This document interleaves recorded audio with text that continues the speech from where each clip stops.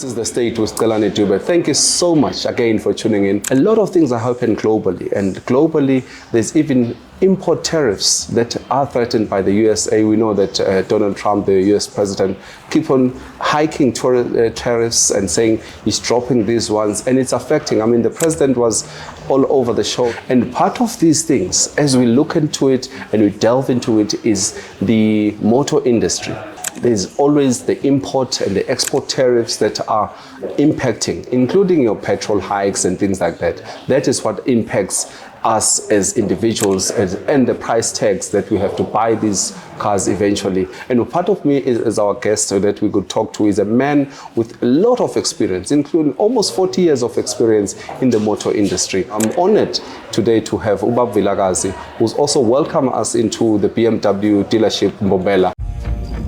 The soul of BMW. Where will you find it?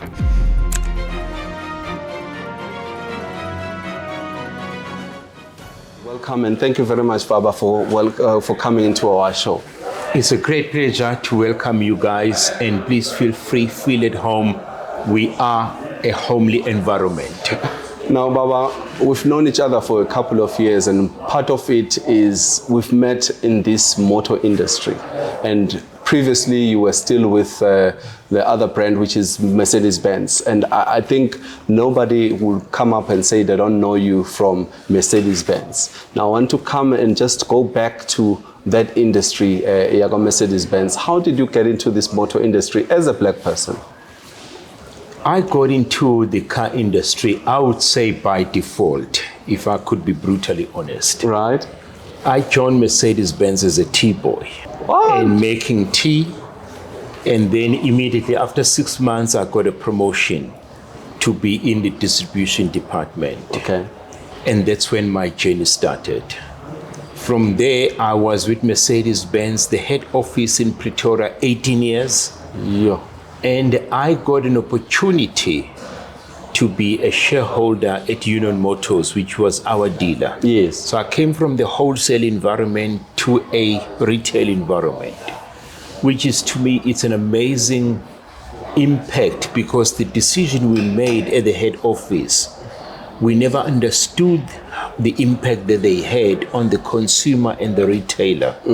It's always been my advice that before you join the wholesale, you must have been to the retail, just to first understand, because sometimes we made decisions that we never understood how they will impact the retailer and the consumer.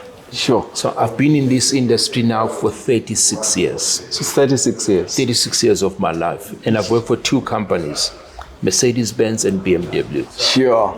Now, from being at Tivo, how does it come about that you are moving? As you said, you got a promotion to is it the parts department? It's a distribution. Distribution. We were allocating cars to the various dealer network. Yes. Now, that was my beginning.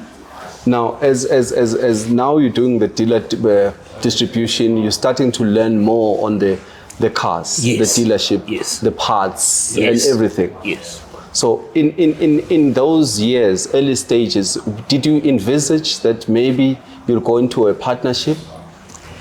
I just never thought. Because I got the job, when you are from the township, once you get a job offer, you grab it.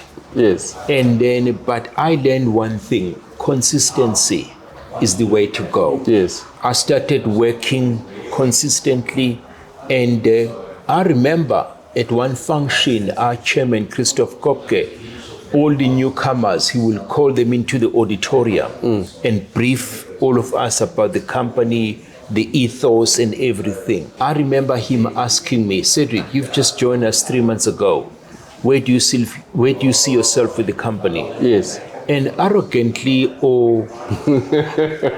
I said to him, I see myself sitting in the very same chair you're sitting on today. Oh my word. Yes. So, and everybody took it as a joke. And the very same company that I work for, Mercedes-Benz, I had an opportunity to be the co-owner of a Mercedes-Benz dealership. Sure. So it was amazing that we are what we say. What we speak, we tell people that's what we could become. So I learned from there that be careful of what you are saying. Yeah.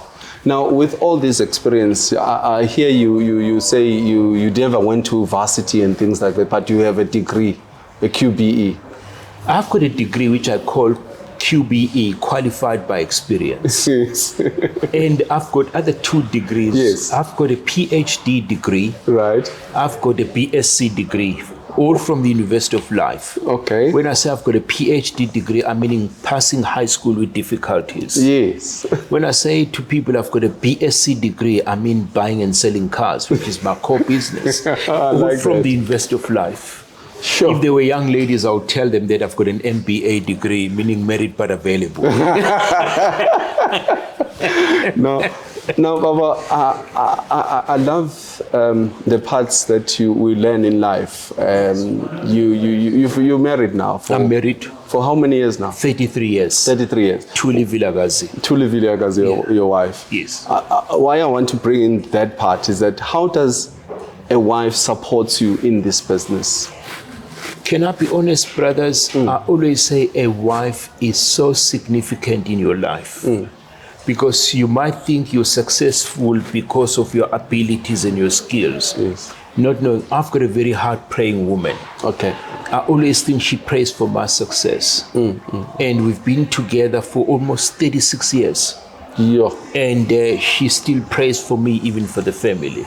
So having a wife that is supportive and that prays for you, I think that's one greatest gift any man can have, to have a prayerful woman. And that's what keeps me going. Okay. Yo. I share my dreams with her. I share everything. I remember when I said to Tuli, there is a possibility that we can move to Mpumalanga. How are you feeling about it? Her response was, wherever you go, I'll be there. Yeah. So we are 33 years in marriage. She's still there with me. She's still there. She's still there supporting me. One of the most business people, I forgot his name, he said the biggest decision you could make is finding a partner, a right partner for your life. I think that is one of the best decisions.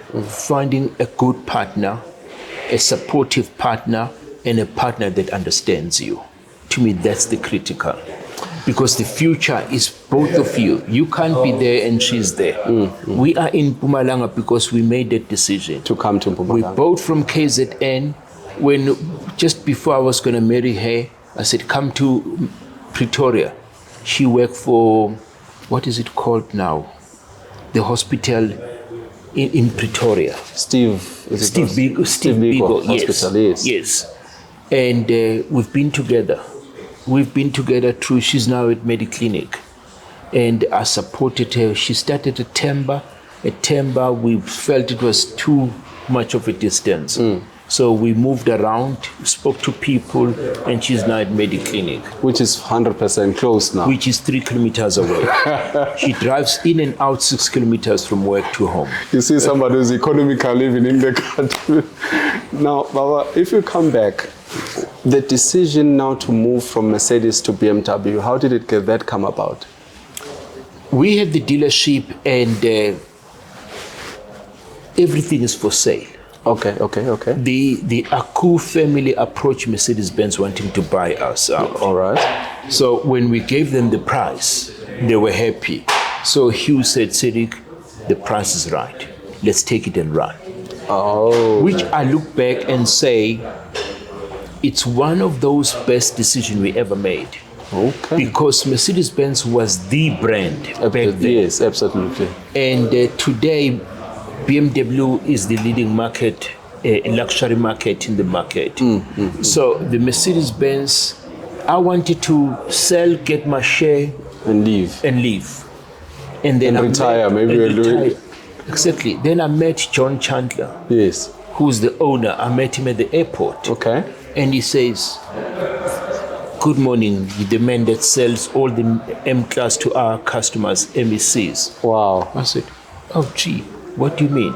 He said, Cedrick, I know you. You sell all our cars to the MECs, and you've got the government with both your hands. I said, every MEC drives a Mercedes-Benz. He says, how do you do it? I said, I visit them, I create a relationship with them. Absolutely. Customers don't buy just cars today, but they buy relationships. It's a relationship building. He says, I believe you guys are selling. I said, yes. End of November, they are taking over. He says, what you going to do? I said, I'm going to take my money and piss off. Fly the country with my wife and come back and start life all over again. Yes. He gave me his business card. He said, I'm John Chandler, the owner of BMW.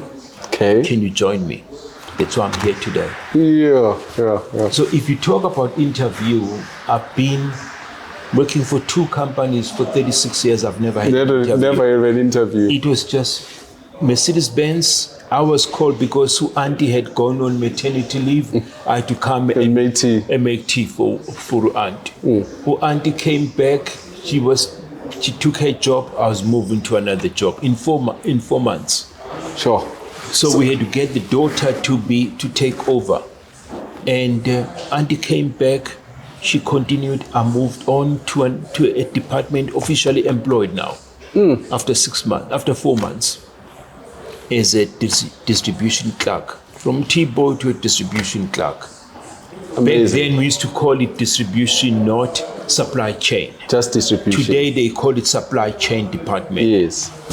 In my days, just distribution. You took an A4 page and you say, this Mercedes-Benz go to Celani Dube dealership. This one goes to Vilkazi dealership. This one goes to Dlamini dealership in an A4 before computers. Sure. So that's what we did. Oh wow! So it's so nice to look at the history of a person that you always admire and look at it. Now I want to know. Now we've moved to a BMW. You've struck that deal. This building that we're at, it wasn't there before. No, you were still, I think, back SJW. Yes. SJW used to own. And then we see this building coming up. They say, so you wanted to have a home. Let me tell you one thing. If you are in the car industry and you don't own your dealership. So you're almost renting? Yes. If you're renting, remember, if any squabble between you and the head office, they can always find a new owner and kick you out. Okay. But if you've got your own dealership, they will think twice. Okay. So it's not easy for BMW to close us down. I get you. Because they've got to find somebody that will still build a dealership, well established. So it's an advantage. I said to John, if we're going to go on with this relationship, we need to own. We need to own. Here we are owning. We moved in here, when was it? I can't even remember. 2016, I think. Yes, somewhere there. Yeah, 2016. That's where we moved in here. Now, Baba, I think 2016 we opened the thing. Yes. One of the main things that I think a lot of people came and saw, the way you welcome your clients, the way you welcome people, even came to have functions around here. Absolutely. What made you take this decision? Because a lot of dealership would say, no, not in my space and all that. What do you think is an advantage? Is it people coming in and seeing? To me, it's got 2 advantages. I always say to John and my colleagues, we don't just sell cars here, but we're building communities. Absolutely, yes. Because people come here, they are exposed to our vehicles, and they are exposed to the salespeople, and that's when we build relationship. So for them, to me, it's a free market because they pay nothing, not even a cent. Absolutely. So they come here, have a function. By the time they know where we are, they know our cars, and they know what the price we are charging. So it's part of that relationship building with customers. Over the past, I think in this 2026, it's going to be 10 years into this building. Yes. You've went through the most. I mean, COVID hit. Oh, yes. How did COVID affected the car business in general, or your business specifically? I would say COVID nearly destroyed everyone. It's something that hit the country and our customers very hard. But I would say by God's grace, yes, we managed to navigate. We navigated ourselves. We sold cars from home. But you'll be amazed how many cars we sold while we were at home, because we had our computers. Every salesperson who was logged in the company, we've got our IT guy that came to my house to install the computers and install the network. Wow. And we sold cars while sitting at home. We came here just to deliver. So people still wanted to buy. People still wanted to buy. But the advantage, it's amazing how we've become so computerized in vehicles. Because people can sit at home, spec their own vehicle, build it, and phone you, I've built my car. Come and Can you build it? Either we build it or we see the specs that is chosen, we've got it in the network. Yes. Or in a BMW in Midrand or Roselyn. Yes. So people have become so computerized that it's frightening. Sure. As an old bugger like me who's not a computer guru, Yes. it is a challenging thing, but we've survived. Now, with those challenges of COVID as well, how difficult was it maybe either to lay off staff or to recruit at that time? Because a lot of people were laying off staff, were saying, I can't afford you now. Can you go home? Or did you maintain your staff? And if so, what made you to pick this one over that one? We maintain everybody that worked for us. Nobody was retrenched. Whoever was here is still here. So it was a blessing in disguise. Because with John Chandler, he's a visionary. Yes. And he just said, guys, let's do our best. And we did our best. And I can confidently say God did the rest. When we come back, we talk more with Bab Vilkazi on the state. The soul of BMW. Where will you find it?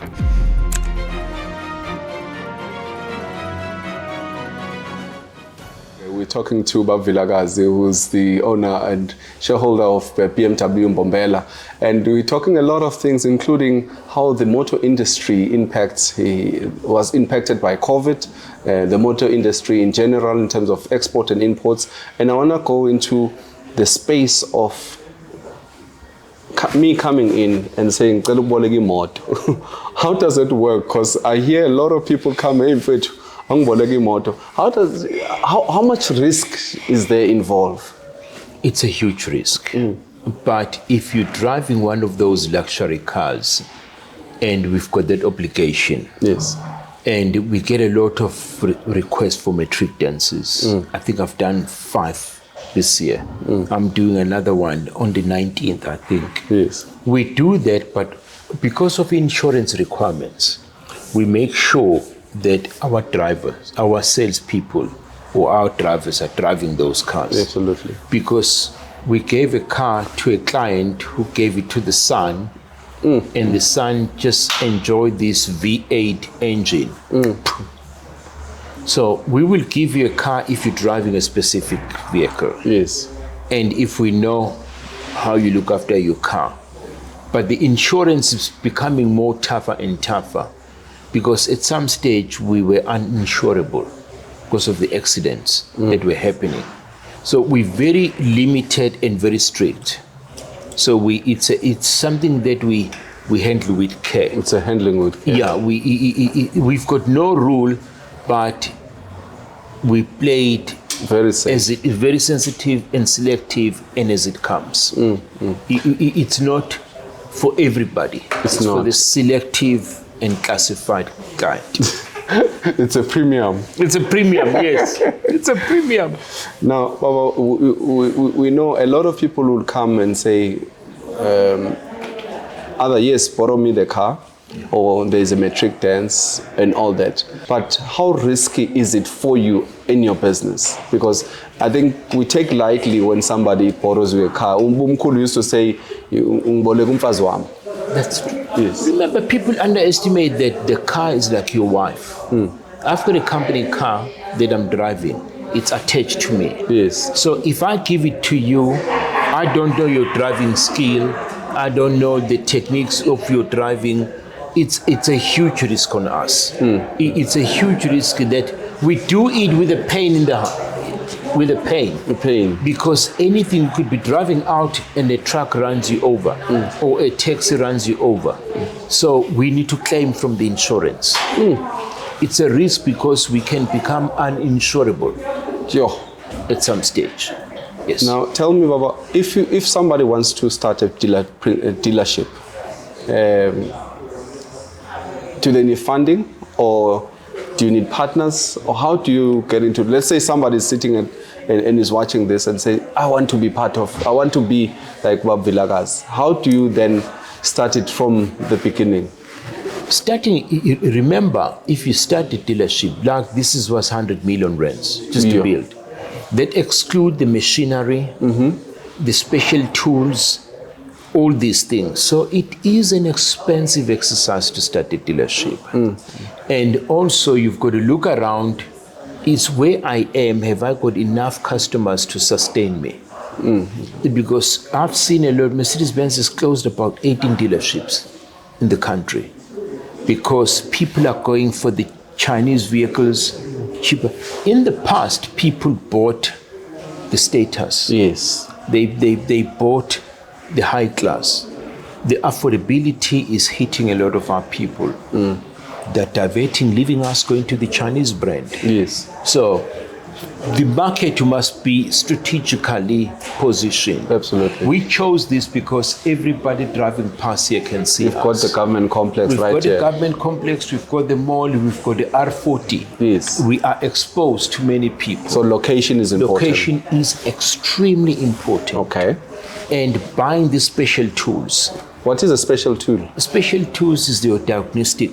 Okay. It's if your car comes in, we put a tool, it tells us everything about So the what's car. wrong with the car? Remember, cars are becoming more technologically driven. Absolutely. So mankind can't cope alone. So we need those special tools to say, tell me more. What is wrong with this vehicle? So the special tools are talking to us. The special tools are more expensive now. They are extremely expensive. This is German made. This is German made. And you can't find it here. It's come directly from Germany. So with that import tariffs, that's what I want to get to say. As we're saying that Trump wants the import tariff to go up to 30%. How does that affect you as a dealership? It affects us hugely because it adds on to the pricing of the vehicle. If you look right now, I mean, I think about 25% of our cars, it's all tax from government, from everywhere. So it's becoming a bit critical. So Trump is going to make us to close business. Because if we import a vehicle, remember, companies like Chrysler, Yes, Chrysler. they import their vehicles. We import these, except for the X3, the 3 Series which are made in Roslyn. The Right. rest we import. So if you add, this is 1.9. If you add 30% on 1.9, can the customer still afford that? So to me, that's a disaster for the country. So It's a real disaster. So how do you then navigate towards these import tariffs? Is it shipping? It's shipping the same, and or then cargo, whatever? All what we need, my biggest plea to Cyril, forget about other countries. He needs to negotiate with the Trump administration to give us a bit of a leeway. To be able to work. Because otherwise we won't be able to sell cars. I'm old, I'm getting old, I'm retiring shortly, but I've got kids that still need a job. Absolutely. I mean, if you look at the car industry, it's employed thousands and thousands of people. I think about 500,000 Yes. of people that are employed by the car industry. And how many people are we feeding? I've got 4 kids, and my salary feeds all of them. So my son will have a family, and he needs to feed his family. Absolutely. If we can't get a job here, then we buggered, because we cannot afford to sell those cars. Now, as a motor industry, do you talk as an entity, or BMW talk as BMW? There's an entity, Yes. NAMSA, and the government, and the Department of Trade and Industry, Yes. the president. They need to bail us out. They need to be at the forefront of the crisis that we might face. If those tariffs are activated, it's a disaster for us. So it will be another COVID hitting type of a It's going to thing. be another COVID where we might have to lay off some staff members because we can't afford to keep them. Sure, that's a very tough one. We look at tariffs and how much an international decision can impact us. Hugely. We are so global as a car industry or as a country that we cannot just ignore things. What happens internationally affects us. Does also oil in the OPEC also affect you? Absolutely affect us. So when it goes up, even whatever you put in terms of the pricing also goes up. It goes up. It affects us directly. Sure. Everything. We are so globally attached that whatever happens globally, it's going to impact on us. That's the challenge we've got. Now, if you could talk to, I hear you say Cyril must talk. If you could talk to him, Ubizo, what could you say to him as a black person, maybe looking at how it will affect you in general in this province of Mpumalanga? I'll tell Mr. President, the province has employed a lot of, I'm going to be very racist, a lot of black people. If you don't negotiate with the Trump administration, we are in trouble. We've got the job market, the unemployment is so high that we can't afford to retrench anybody in Mpumalanga. When we come back and we close off with Bab Vilkazi, we'll talk more and just finalize on the state of the motor industry within our province. The soul of BMW. Where will you find it?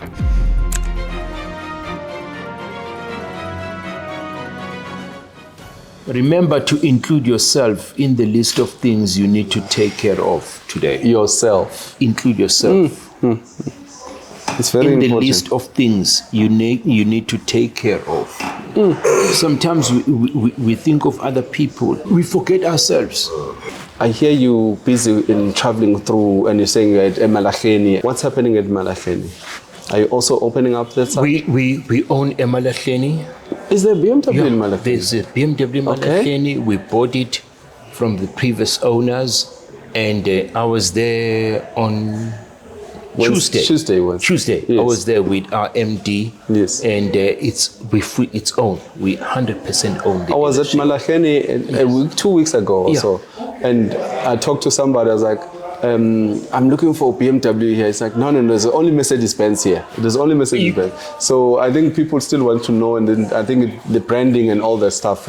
So what, are you adventuring into that, or is it because of the Raiders that you want to get that business? We just want to own Mpumalanga. In fact, we might even, very soon, we approach Emelo. To the Kharsibande. Yeah, to the Kharsibande and say, it's BMW Mbombela, BMW Emalahleni, BMW That's vision. Kharsibande. That's vision. That's our vision. You know, I look back, I think it's Martin Luther King Jr. He said, a poor man is not the one without a cent. Yes. But the one without a dream. Okay. So, and if you dream it, it will become. Now, if you're looking at it at Emalahleni, we're looking at, because it's an economic hub. It's an economic hub. We said we've got the legislature here. Where government sits. Where yes. government sits, but we need to venture where the ESCOM, the mining industry is. So that was one of our strategies. So is it operational now? It's fully fledged? Fully fledged, operational. Okay. I mean, they sold about, in the past 3 months, they sold about 26 vehicles. Yo. So we are moving. We are moving mountains there. We are in there. Sure, that's very good. And it also talked to a vision, as you said, and a dream of somebody. And for us, looking at from a black person to move that mountains, for us it will become flatter at some stage. Now, I want to understand, you want to leave a legacy as Bab Vilkazi in the region, in the area, and what about the kids? Are they coming into the motor industry, or they're like, Baba, no, this is not our... I said to my son, when I joined the motor car industry many years ago, 36 years ago, it was totally different to where it was. Yeah, absolutely. To where it is now. Back then, customers were willing, I remember S-Class customers were willing to wait for 6 months for an S-Class. You can't afford a week. It must be delivered. Because if the customer wants the vehicle, if you don't deliver within 6 days, it's gone to your competition. And in those days, if you sold a Mercedes-Benz, you made about 120,000 rands. Today, you sell a 7 Series, you make 60,000 rands.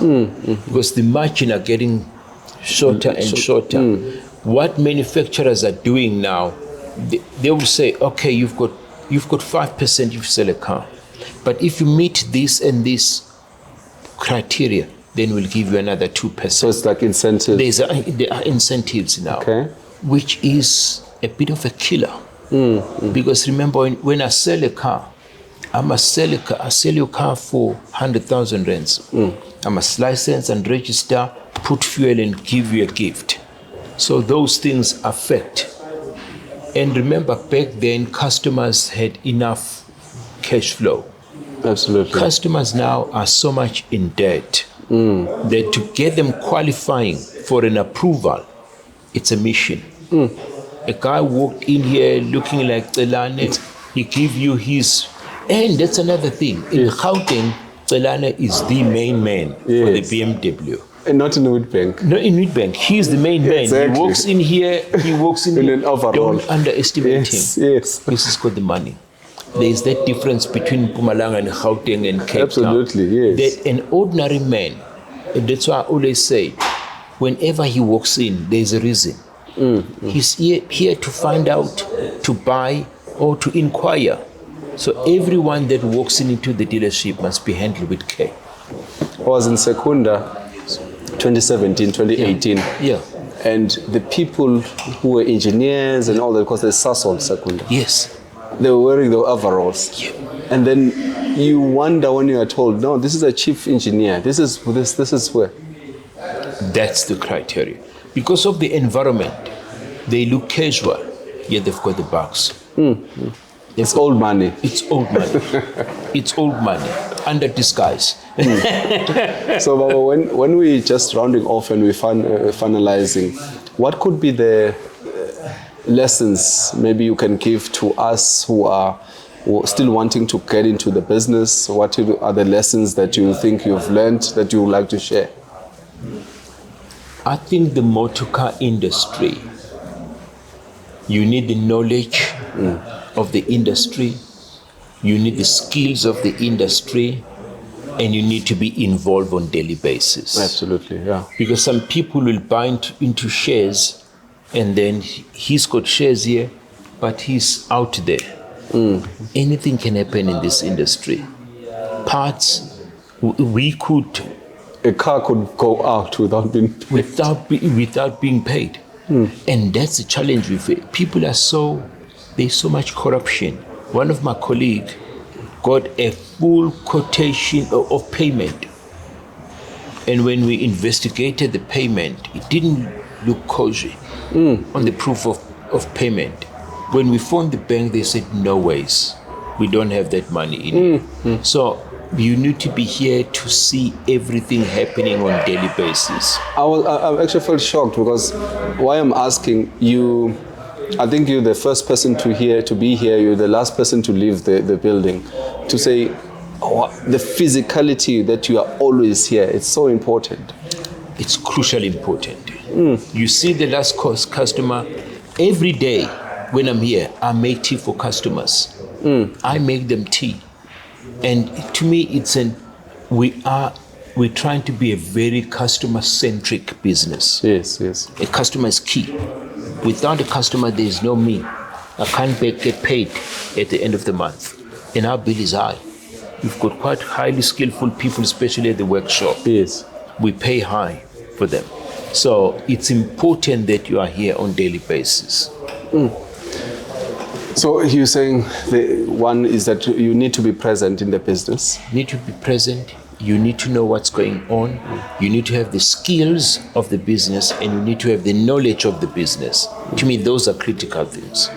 Are you taking your employees maybe to on a skill development program on all those things? I even go to BMW for training. Yourself? I'm over 60. I still go for training at BMW. Everybody here we've got our parts guys going on a road show next week because we need to upskill our people. One thing, I've worked for Mercedes-Benz and BMW. One thing I'll give BMW a credit, they upskill their own employees. Absolutely. Oh yes. This brand, if you want to know it, you book yourself into the course, you go there. And they are very system driven. Whatever we do in your car at the workshop, BMW knows about it. Oh yes. Whatever you argue, BMW can go through everything and say, guys, you didn't do this, you didn't do this. Sure.